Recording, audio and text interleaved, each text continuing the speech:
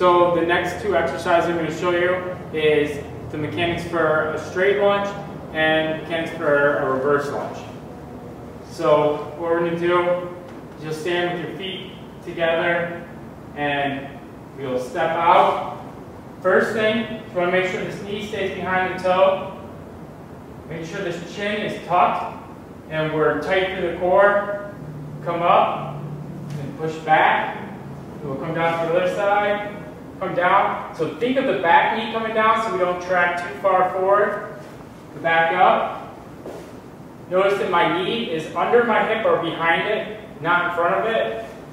So if I keep going, you don't have to touch your knee to the ground, but you want to get pretty close. Tendency for people is kind of to shorten up their lunge pad, and they're right here doing this, and this is definitely not going to be good for your knees. So if you're doing something like this, work on the body weight lunge before you start loading. So here's the reverse lunge. So we'll stand here. Everything's the same. We're just going to step back, bring the knee down, and fire back up.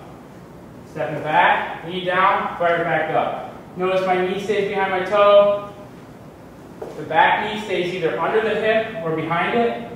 My head doesn't bobble, so I'm not moving my head too much. Core stays engaged. The other thing to notice when you're doing a lunge, so looking at it straight on, is if you're right here and this knee's coming in, so it's called your knee going valgus. So that can put a lot of pressure on the inside of the knee. So when you're coming down, we want to keep that knee straight and don't let it come in. And that is the lunge.